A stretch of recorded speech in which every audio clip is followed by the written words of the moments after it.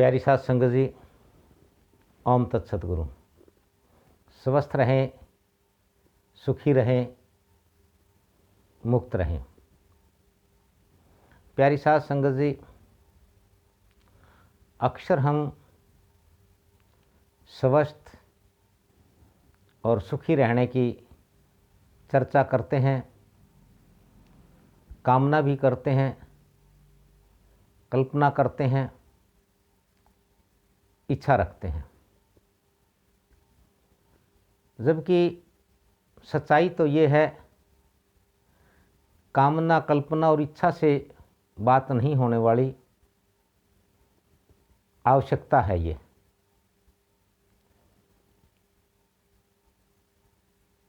मानव शरीर के लिए, या यूं कहें प्रत्येक जीव के लिए, जीवन यापन के लिए स्वस्थ, सुखी और मुक्त होना परम आवश्यक है। स्वस्थ कैसे रहें, सुखी कैसे हों,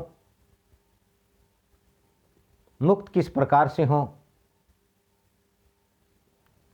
मानव जीवन का ये सबसे महत्वपूर्ण विषय है, आवश्यकता है। किसी भी कार्य को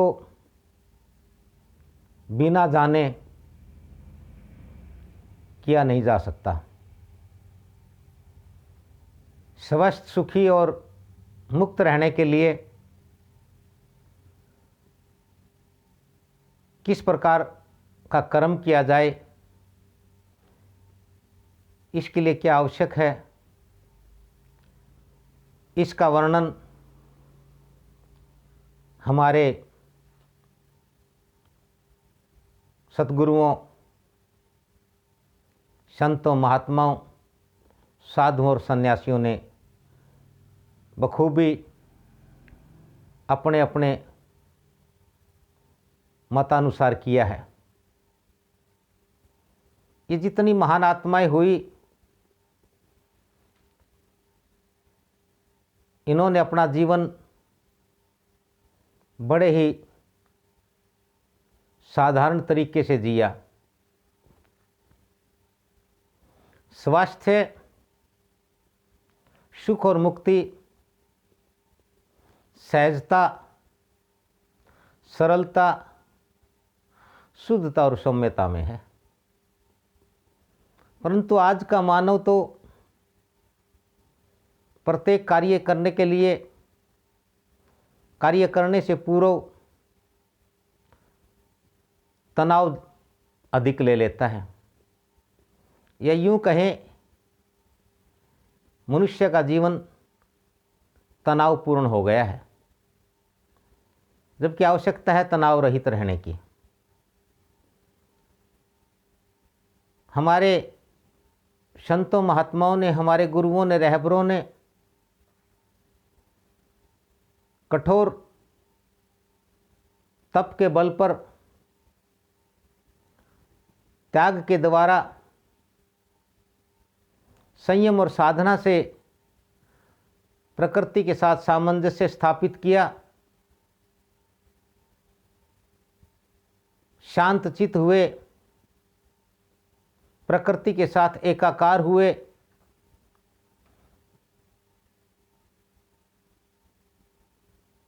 जिस प्रकार से प्रकृति संतुलित है, नियमित है, स्वस्थ है और शुद्ध है, उसी प्रकार से इन हमारे महात्माओं ने, गुरुओं ने, सतगुरुओं ने अपने आप को नियमित किया, संतुलित किया, शुद्ध किया और प्रकृति के साथ अपना सामंजस्य इस प्रकार से स्थापित किया कि उन्हें मालूम हुआ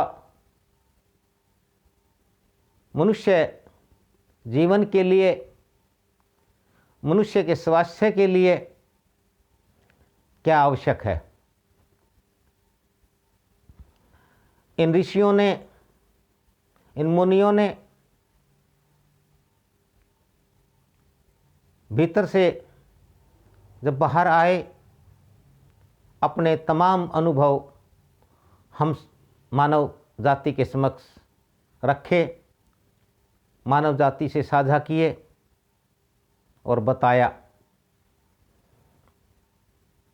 सुखी और मुक्त होने का प्रथम चरण, पहली सीढ़ी स्वास्थ्य है।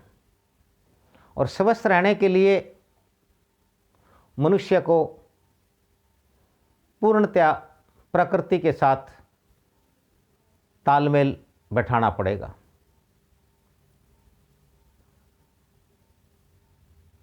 प्रकृति जीव की जननी है, प्रकृति दात्री है। मनुष्य को या संपूर्ण प्राणी जगत को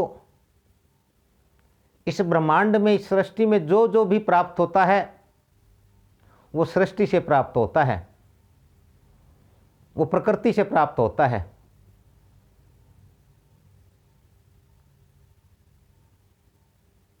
मनुष्य को सर्वप्रथम स्वस्थ रहने के लिए प्रकृति द्वारा प्रदान की गई वस्तुओं का प्राकृतिक रूप में सेवन करना है। परंतु अभी मनुष्य स्वादिष्ट व्यंजन पदार्थों के सेवन करने के रूप में उसने अपने आप को, अपनी जीवा को अधिक स्वादिष्ट बना लिया। प्राकृतिक रूप में प्राप्त वस्तुएं, खाद्य पदार्थ, पेय उसे स्वादिष्ट नहीं नजर आते, स्वादिष्ट नहीं लगते हैं। इसलिए मनुष्य ने प्रत्येक प्राकृतिक वस्तु का आकार और स्वरूप बिगाड़ दिया, उसकी प्राकृतिक अवस्था को समाप्त करके अपने ढंग से कुछ इस प्रकार से उसे बनाना प्रारंभ किया कि उस प्रक्रिया में उस वस्तु के सभी प्राकृतिक गुण बहुतायत से या पूर्णतया समाप्त हो गए। स्वादिष्ट व्यंजन और पेय पदार्थों के प्रयोग के चलते ही मनुष्य पूरी तरह से अस्वस्थ हो गया है। शायद यदि हम स्वस्थ व्यक्ति ढूंढे तो बड़ी मुश्किल से मिलेगा। जैसे हमारे सतगुरुओं ने कहा, संतों ने कहा, कोई विरला भक्त होता है, कोई विरला उस प्रभु को जानता है, कोई विरला ही साधु और संत होता है। ठीक इसी प्रकार से यदि आज किसी स्वस्थ व्यक्ति की खोज की जाए तो शायद कोई विरला ही हमें स्वस्थ नज़र आएगा। इसी कड़ी में हम चर्चा करते रहेंगे कि मनुष्य को क्या खाना है, किस प्रकार से, कितनी मात्रा में लेना है। हम अगले कुछ दिनों में इस चर्चा को जारी रखेंगे। सतगुरु सरदानंद जी महाराज द्वारा बताए गए, उनके द्वारा उनके अनुभवों का हम पूर्णतया लाभ उठाएंगे। एक मनुष्य पूर्ण स्वस्थ कैसे रह सकता है, एक मनुष्य सुखी कैसे हो सकता है और मुक्त कैसे रह सकता है। आप प्रतिदिन सतगुरु सरदानंद सत्संग के इस कार्यक्रम को देख और सुन रहे हैं। आप सबका बहुत बहुत धन्यवाद, आशीर्वाद, साधुवाद। ओम तत्सतगुरु। स्वस्थ रहें, सुखी रहें, मुक्त रहें।